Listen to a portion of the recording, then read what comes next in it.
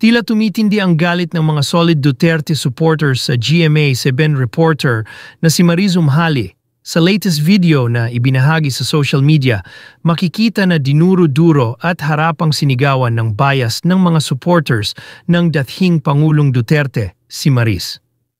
Kahapon lang Linggo Marso 23 nang nagtipon-tipon ang mga kababayan nating OFW sa iba't ibang panig ng mundo upang ipanawagan ang pagpapauwi sa Pilipinas kay Duterte. Ayon sa kanila, ilegal ang pagkakahuli sa kanya at pagkakaditin sa Netherlands.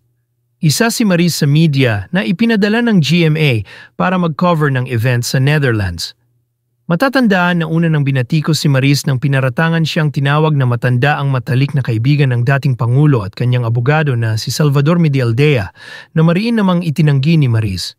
Pangalawa ay ang hindi nagustuhan ng mga Duterte supporters ang paraan ng pagtatanong ni Mariz kay VP Sara na kung tanggap na ba ni dating Pangulong Duterte na hindi na siya makakabalik ng Pilipinas.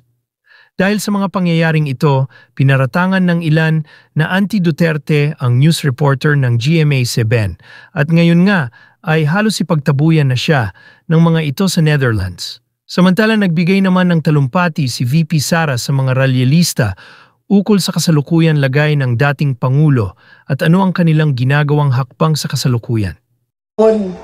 Na bago ako makabisita, ganun siya kahit na nandun siya sa loob, ang kanyang iniisip, unang-una, yung mga kapatid ko na kailangan magtrabaho para sa siyudad ng Davao, yung kapatid ko na kailangan mag-aral. Yun pa rin ang iniisip niya. At kapag tinanong mo siya, ano ba ang kailangan mo dito sa loob? Ang sinasabi lang niya,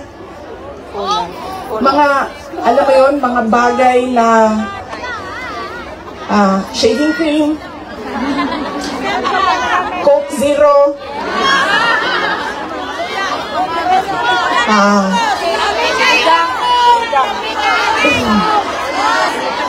tumigil na siya sa kakahingi ng Pinoy na ulam dahil parang hindi talaga kaya nung nagluluto sa loob ang Pinoy na ulam. Pero nagpadala ako kahapon ng PDF file ng mga recipes na pwedeng sundin nung nagluluto. Yes! Duterte! Duterte! Duterte! Meron siyang, meron siyang hilig sa Coke Zero at yun lang yung hingi niya. May shopping list doon sa loob.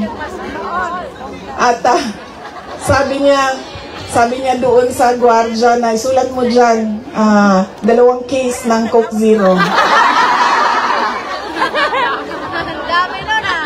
Kahapon, bago ako umalis, tinuruan ako ng gwardiya. Sabi niya, pwede ka naman bumili dyan sa vendo, tapos iiwan mo para sa kanya. So sabi ko, Papa, anong gusto mo dito? Sabi niya, Coke Zero lang. So bumili akong 4 na Coke Zero, iniwan ko sa kanya. Sabi ko pa, that's 1 for each day pa ha. So today, tomorrow Saturday, tomorrow Sunday, Monday, Tuesday, Wednesday. Dahil darating na yung grocery list mo by Wednesday. At sagot niya sa akin, bakit isa lang? Sabi naman nung gwardiya, sabi niya, he has to have at least 2 because he already drank upstairs 1 Coke Zero. And then sabi ko, sige pa, sabi ko, babalik naman ako sa Lunes. Sabi ko, 2 bukas Sunday and 2 sa Monday, tapos i-replenish ko na lang yung Coke Zero mo. Sabi ko sa kanya, alam mo pa, sinasabi sa iyo ng doktor, maglakad ka daw. Huwag kang nakaupo lang sa kwarto mo. Tapos sabi ko, pwede ka naman, allowed kayo na lumabas dyan. Sabihan niyo lang ang gwardiya.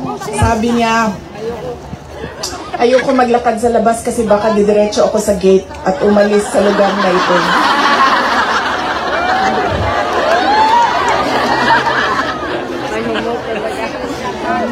nagkakaroon na rin siya ng mga kaibigan, yung mga tao doon sa loob ay nagiging kaibigan na niya. At hindi ko lang alam, baka paglabas niya marunong na mag-Dutch. Pero karamihan nung kasama niya sa loob ay French speaking. So,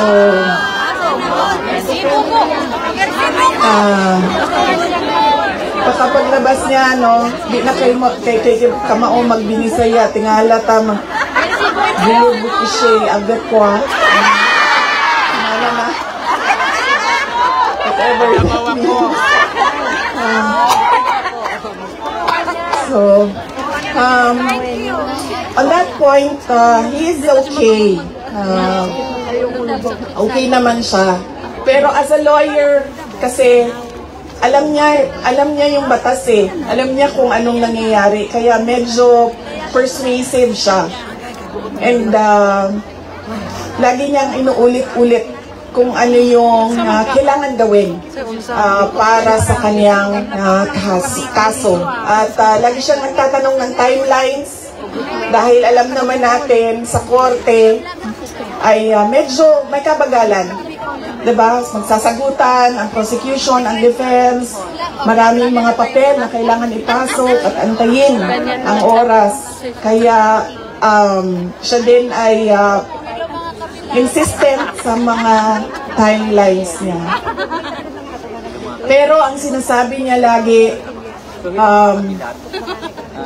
alam niya na mali ang ginawa.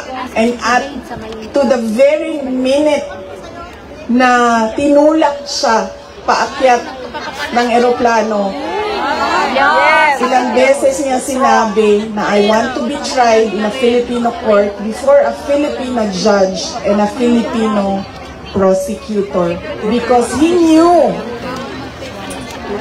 that number one, wala talagang basihan yung kaso. 43 counts of murder ang sinasabi nila na thousands. Totoo yan, ma'am. Kaya minsan naisip ko, naging kaso lang ba ito dahil sinusulat sa media na thousands ang namatay? I do not even understand paano naging crimes against humanity ang 43 counts of murder na ngayon ay lumalabas. Hindi naman ata totoo lahat yung mga witnesses at yung mga complainants. But that is a thing for the courts and the lawyers to discuss inside. Ano bang pwede nating gawin? Ang pwede nating gawin ay i-demand na ipauwi or iuwi nila si Pangulong Duterte. Bring him home! Bring him home! Bring him home! Bring him home! Bring him home!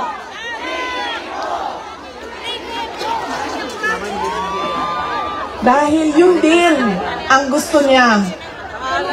Araw-araw na nandun ako, sa mga araw na nandoon ako, isa yan sa paulit-ulit niyang sinasabi, kailan mo ako mapalabas dito dahil darating ang eleksyon, mag-mayor pa ako ng syudad ng Davao.